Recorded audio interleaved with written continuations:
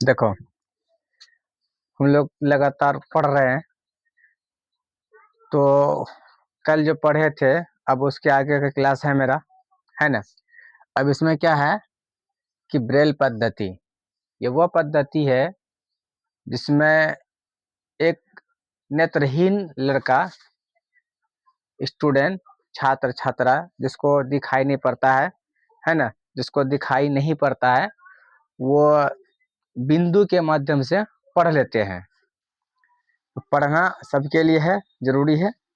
तो ये जो सिस्टम निकाला था इस तरीके से पढ़ने के लिए, वो भी आदमी क्या था, नेत्रहीन था, वो भी अंधा था सॉरी, वो भी क्या था, अंधा था। लेकिन जब वो सोचा कि अगर हम पढ़ सकते हैं, हमरे वजह से दूसरा आदमी फिर काहे न पढ़ सकता है, वो दिमाग लगाया और उसी तरह से वो क्या बना दिया, ब्रेल पद्धति बना दिया, है ना। ये हम लोग जानते हैं कि ब्रेल पद्धति वर्ग 8 है ना, विज्ञान का है। ठीक, अब आते हैं कि ब्रेल पद्धति एक तरह की लिपि है। क्या है ये? लिपि है। ठीक, जिसको विश्व भर में नेत्रहीनों की पढ़ने और सीखने, छू कर व्यवहार में लाया जाता है। पढ़ने और सीखने के लिए छू करके उसको व्यवहार में लाया जा सकता है ना। व्यवहार में ला सकता है मतलब कि व्यवहार मतलब कि रोज पढ़ने के दौरान उसको उपयोग किया जा सकता है, उपयोग किया जा सकता है। ठीक, इस पद्धति का आविष्कार 1821 में एक नेत्रहीन फ्रांसीसी लेखक लुई ब्रेल ने किया था। कौन क्या था? लुई ब्रेल ने। कब क्या था? 1821 में क्या था, है ना। यह अलग अलग अक्षरों, संख्या और विराम चिन्हों को दर्शाते हैं। जैसे हम लोग किताब पढ़ते हैं उसमें विराम चिन्ह होता है ना, उस तरह से इसमें भी अक्षरों को, अंकों को और विराम चिन्हों को दर्शाते हैं, जिससे अंधा लोग, नेत्रहीन लोग पढ़ सकते हैं आसानी से, है ना। चक्षुष विकृति युक्त व्यक्तियों के लिए सर्वाधिक लोकप्रिय साधन ब्रेल कहलाता है ना। इस प्रकार से वो भाई पढ़ सकते हैं जो नेत्रहीन लोग होते हैं। ठीक, अब आते हैं हम लोग कि इसका जो क्रिया है, क्या क्या इसका मेन पॉइंट है, कि मेन बिंदु है, उसको हम लोग देखते हैं। लुई ब्रेल जो स्वयं एक चक्षुष विकृति युक्त व्यक्ति थे, वो खुद एक नेत्रहीन आदमी थे, नेत्रहीन, है ना। उसको भी आंख में रोशनी नहीं थी, बिनाई नहीं थी, है ना। वो बिना रोशनी के थे, बिना मतलब अंधे थे वो, जिसने 1821 में चक्षुष विकृति युक्त व्यक्तियों के लिए एक पद्धति विकसित किया। आप बताओ, खुद नेत्रहीन आदमी नेत्रहीनों के लिए, है ना, एक विकसित किया, एक जो काम बनाया, एक पद्धति बनाया, जिससे कि वह व्यक्ति जिस तरह वो पढ़े उस तरह से, उसी तरह से दूसरा आदमी भी पढ़ सके। वर्तमान पद्धति 1832 में अपनाई गई। ये जो 1821 में तो बनी, लेकिन अपनाई कब गई? 1832 में बनाई गई, है ना, अपनाई गई। सामान्य भाषा और गणित तथा वैज्ञानिक विचारों के लिए ब्रेल कोड है ना। हर चीज के लिए अलग अलग कोड है।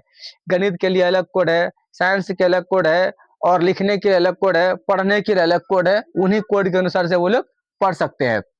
कौन लोग? नेत्रहीन लोग। ब्रेल पद्धति का उपयोग करके अनेक भारतीय भाषाओं का को पढ़ाया सकता है। इस पद्धति का उपयोग कर करके अनेक भाषाओं को, भारतीय भाषाओं को पढ़ाया जा सकता है ना। और ब्रेल पद्धति में 63 बिंदु है। क्या? 63 का बिंदु है, पैटर्न है। प्रत्येक छाप एक अक्षर, है ना, अक्षरों के समुच्चय, सामान्य शब्द अथवा व्यवहारिक चिन्ह को प्रदर्शित करता है। ये कितना है? 63 बिंदु पर ये पैटर्न चालू है। कौन? ब्रेल पद्धति कितना बिंदु पर है? 63 बिंदु। ये सब जितना भी चीज हम लोग पढ़ रहे हैं ना, ये आप लोगों को सीटेट में पूछा जाता है। सीटेट एग्जाम में ये सब चीज को पूछा जाता है। अगर कोई हमारा वीडियो को देखता होगा तो उसको लगता होगा कि बहुत अच्छा चीज है ये, क्योंकि जितना भी 6 to 8 में, 1 to 9 में, 1 to 5 और 6 to 8 में जो क्लास होती है सीटेट का, हु बहू यही सब सवाल पूछता है, समझे। 6 क्लास से लेकर के 8 क्लास तक का जितना भी साइंस है वो सीटेट में पूछा जाता है। ठीक, अब आ जाओ। अब ये चैप्टर हमारा यहाँ से खत्म हो गया।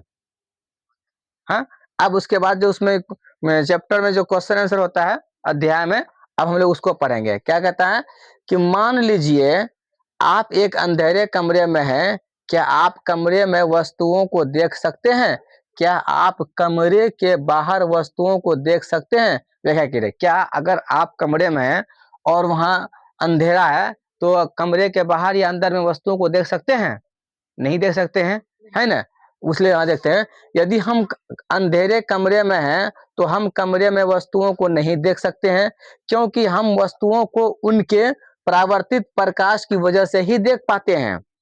अगर कोई जब जब जब तक प्रकाश उस पर नहीं आएगा, है ना, तो हम लोग उसको देख नहीं पाएंगे। परावर्तित होकर के हमारे यहाँ तक आता है, उसके बाद हम उसको देख पाते हैं, जो कि अंधेरे में कमरे में नहीं होगा। अंधेरा कमरा में प्रकाश होगा नहीं होगा, और वो परावर्तित होगा नहीं होगा, इसलिए हम लोग भी देख भी नहीं पाएंगे। हम कमरे के बाहर की वस्तुओं को भी केवल तभी देख पाते हैं जब वहां रोशनी हो, ताकि परावर्तित प्रकाश हमारी आंखों तक पहुंचे। ना तो हम कमरे के अंदर की वस्तु को देख पाते हैं, ना कमरे की बाहर की वस्तु को देख पाते हैं, क्योंकि वहां प्रकाश नहीं है, रोशनी नहीं है, तो हम वस्तु को देख नहीं पाते हैं। वस्तु को देखने का क्या तरीका है कि जब तक हमारे आंखों में उससे परावर्तित किरण नहीं पहुंचेगा, तब तक हम वस्तु को देख नहीं सकते हैं। ठीक, अब आते हैं नियमित तथा विसरित परावर्तन में अंतर बताइए। क्या विसरित परावर्तन का अर्थ एक है कि यह है कि परावर्तन के नियम विफल हो गए हैं? अब देखते हैं इसमें क्या कहता है कि नियमित परावर्तन, जो नियमित परावर्तन है, दर्पण जैसे चिकने पृष्ठ से होने वाले परावर्तन को नियमित परावर्तन कहते हैं। जो दर्पण है, उस दर्पण से जब पृष्ठ को चिकने परावर्तन होगा, उससे जो परावर्तन होगा उसको नियमित बोलेंगे, है ना। नियमित दर्पण जैसे चिकने पृष्ठ, जिसका वैसा दर्पण जिसका पृष्ठ क्या चिकना होने से होने वाले परावर्तन को नियमित परावर्तन, अब उससे जो परावर्तन होगा उसको क्या बोलेंगे? नियमित परावर्तन बोलेंगे। अगला है विसरित परावर्तन। जब सभी समांतर किरणें किसी समतल पृष्ठ से परावर्तित होने के पश्चात समांतर नहीं होती है।